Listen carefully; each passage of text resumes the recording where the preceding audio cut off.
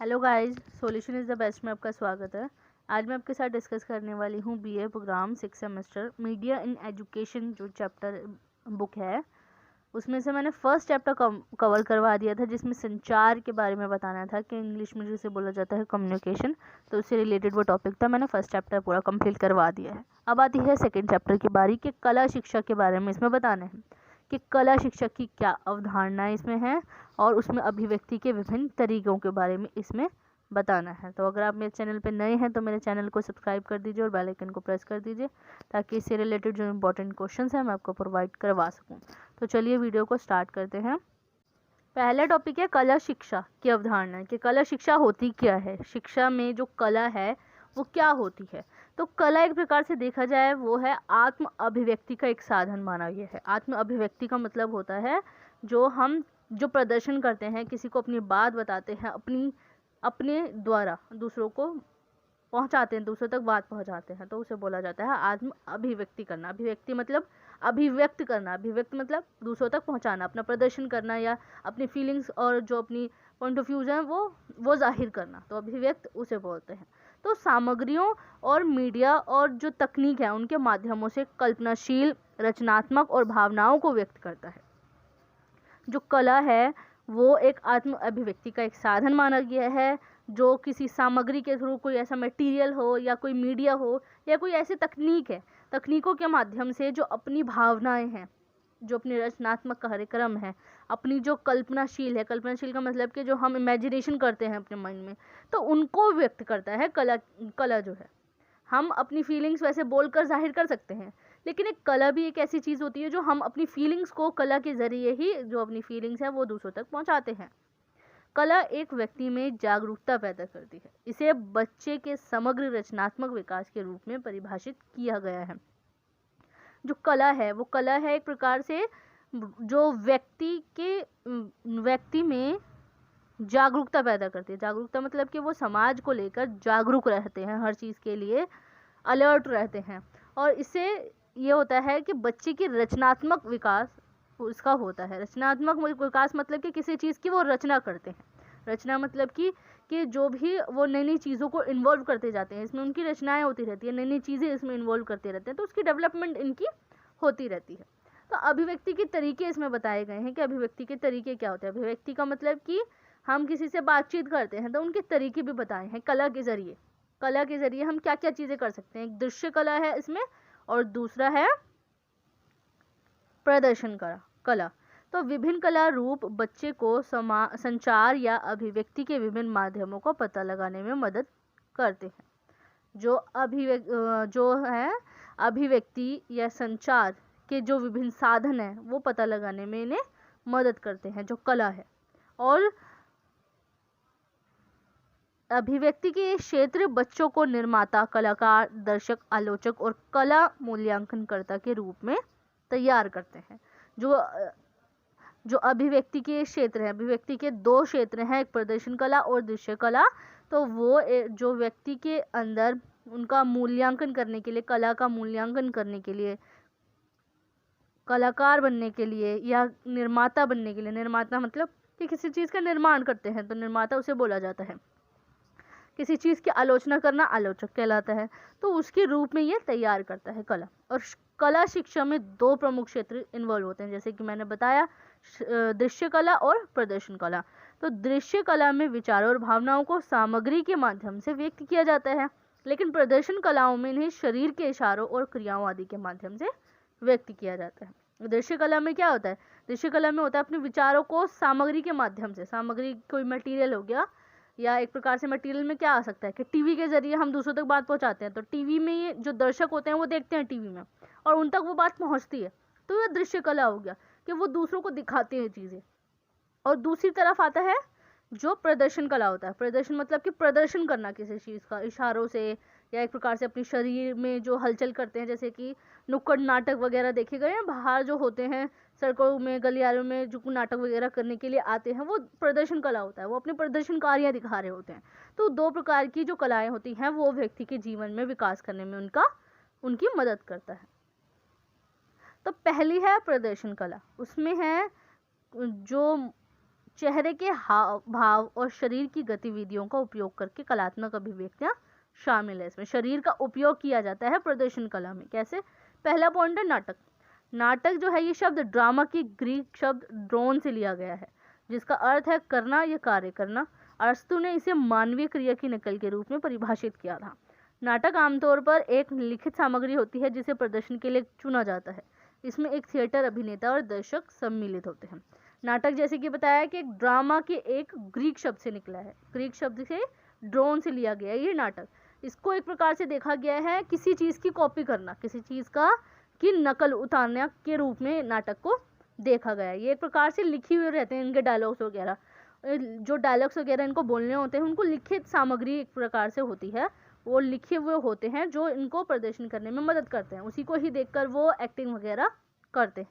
तो इसमें आता है एक थिएटर, थिएटर के थ्रू थिएटर में अभिनेता होता है, उसमें ही थिएटर में हीरो भी होते हैं और वहाँ पे रहने वाले जो दर्शक होते हैं देखने वाले वो भी इसमें इन्वॉल्व होते हैं इस नाटक में। तो ये 3 होते हैं इसमें इन्वॉल्व।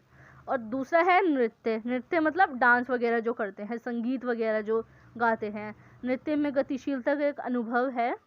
संगीत शारीरिक गति अभिव्यक्ति के एक महत्वपूर्ण साधन का निरूपण करती है। कई पीढ़ियों से और संस्कृतियों में लोगों ने एक दूसरे का मनोरंजन करने, अपनी भावनाओं और अनुभवों को संप्रेषित करने और अपनी मानवता का जश्न मनाने के लिए सामाजिक रूप से नृत्य किया जाता रहा। हालांकि काफ़ी लोगों की ये लगता है कि नृत्य केवल कुछ चरणों को सीखने के बराबर है। उन्हें ये स्वीकार करना चाहिए कि नृत्य के विचारों और अभिव्यक्ति से परिचित होने के लिए छात्रों को कुछ कौशल विकसित करना आवश्यक होता है। जो नृत्य होता है, नृत्य काफ़ी टाइम से आप लोगों ने देखा होगा इस चीज़ को, सुना होगा इस चीज़ को कि जो नृत्य होता है या संगीत जिसे बोलते हैं वो काफ़ी सालों से देखा गया है। पहले के टाइम पे सबसे ज़्यादा संगीत ही बजाए जाते थे, डांस वगैरह बाद में शुरू हुआ है, लेकिन ये संगीत में होता था कि गाने वगैरह गाए जाते थे, मुंह से ढोलक वगैरह बजाए जाते थे।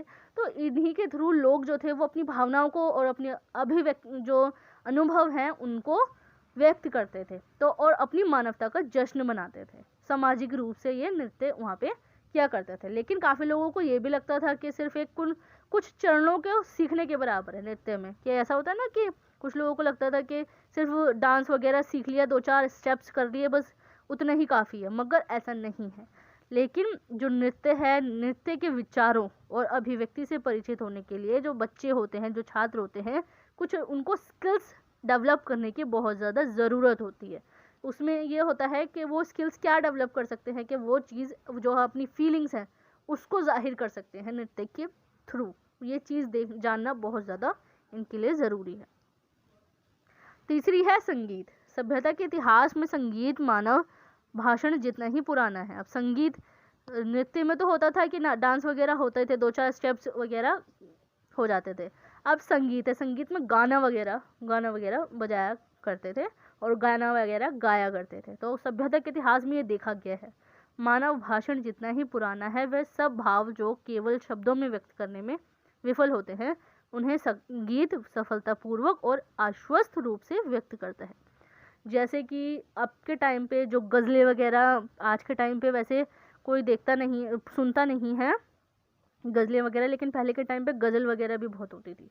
अपनी जो फीलिंग्स हैं, अपनी जो भावनाएं हैं उनको व्यक्त करने के लिए ये जो गज़ल वगैरह, जो संगीत वगैरह है वो अपने लफ्ज़ों में बयां करते थे ये। और धार्मिक, सामाजिक और कलात्मक जीवन में महत्वपूर्ण भूमिका भी निभाता है ये। धार्मिक रूप से भी देखा गया है। धार्मिक रूप से क्या होता है कि हर धर्म के लोग अपनी अपनी जो धर्म को मतलब अपने फेस्टिवल्स को सेलिब्रेट करने के लिए गीत वगैरह गाते थे, संगीत वगैरह गाते थे, जाहिर करने के लिए कि हाँ हम बहुत ज़्यादा खुश हैं वो चीज़, या अपनी फीलिंग्स जो हैं उनको शब्दों में बयां करते थे। सामाजिक रूप से भी और कलात्मक जीवन में भी बहुत ज़्यादा ये महत्वपूर्ण भूमिका निभाता है। ये मानवीय भावनाओं की ऊंचाई और गहराई को व्यक्त करता है। ऊंचाई और गहराई मतलब कि जो इंसान की भावनाएं हैं उनकी कितनी लिमिट्स हैं और कितनी गहराई, कितनी डीपली जाकर उन्होंने वो वक्त जो अपनी बातें हैं, अपनी फीलिंग्स जो हैं वो बयां करी हैं उन संगीत के ज़रिए ही, अपनी उन लफ्ज़ों के ज़रिए ही। सभी के सामने आने वाले सुखों और दुखों को व्यक्त भी करता है।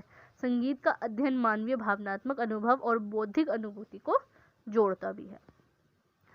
सुखों और दुखों को भी व्यक्त करता है ये, कि सुख में संगीत अलग ही टाइप का होते हैं और दुखों में संगीत अलग टाइप के होते हैं, जो उनमें जो वर्ड्स बोले जाते हैं कुछ ऐसा होता है कि बहुत ज़्यादा डीप लाइंस होती हैं उनकी संगीत में। और संगीत का जो अध्ययन है वो मानव की जो भावनात्मक अनुभव है, जो फीलिंग्स वगैरह है, उनको जो एक्सपीरियंस मिला गया है इसका, और बौद्धिक अनुभूति को भी इसमें जोड़ता है। तो ये थे प्रदर्शन कला।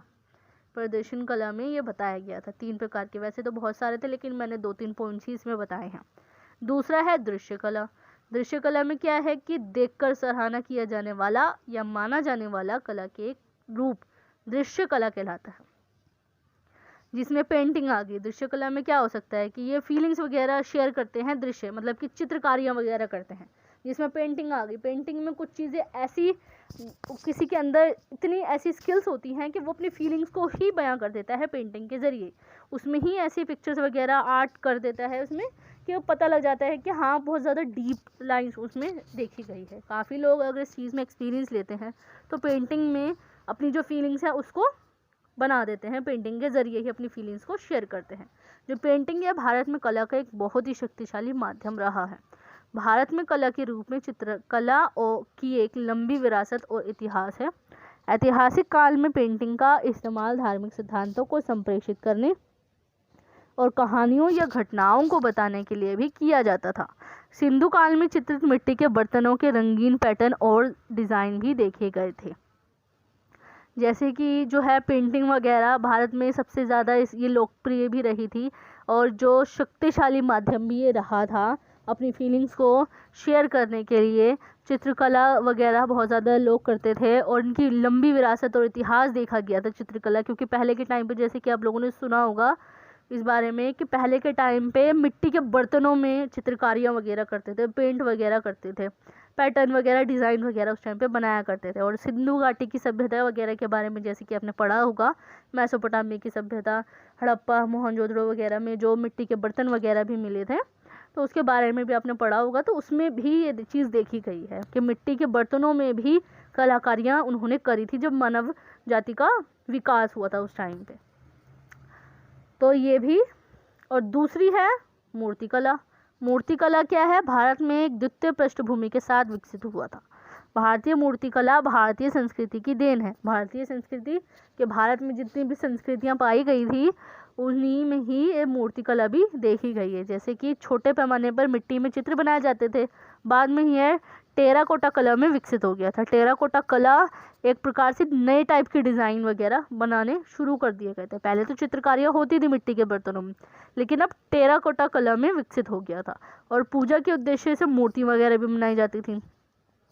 मूर्ति और धातु वगैरह के लकड़ी और हाथी दांत में निर्मित देवी देवताओं की कई मूर्तियाँ देखने को भी मिलती हैं। जो पूजा के उद्देश्य से देखा जाए तो लोग देवी देवताओं की मूर्तियाँ वगैरह भी बनाते थे। मूर्तियाँ वगैरह भी देखी गई है पहले के टाइम पे, जो खुदाई वगैरह की गई थी तो उसमें भी मूर्तियाँ वगैरह भी देखी गई है कि देवी देवताओं को बहुत ज़्यादा पूजा जाता था पहले के टाइम पे। तो ये भी चीज़ इसमें देखी गई है। और मूर्तियाँ जो है वो बौद्ध, जैन और हिंदू वास्तुकला के विभिन्न हिस्सों को सजाने के लिए भी बनाई गई थी। जो मूर्ति है, मूर्तियाँ वगैरह बौद्ध, जैन और हिंदू धर्म को भी देखने के लिए, उनके विभिन्न हिस्सों को सजाने के लिए भी ये चीज़ बनाई गई थी। अब आती है वास्तुकला। मूल रूप से वास्तुकला तब शुरू हुई थी जब मनुष्य एक गुफा से बाहर निकलकर सुरक्षा की तलाश में था और फिर अपने रहने के लिए एक आश्रय के बारे में सोचने लगा था।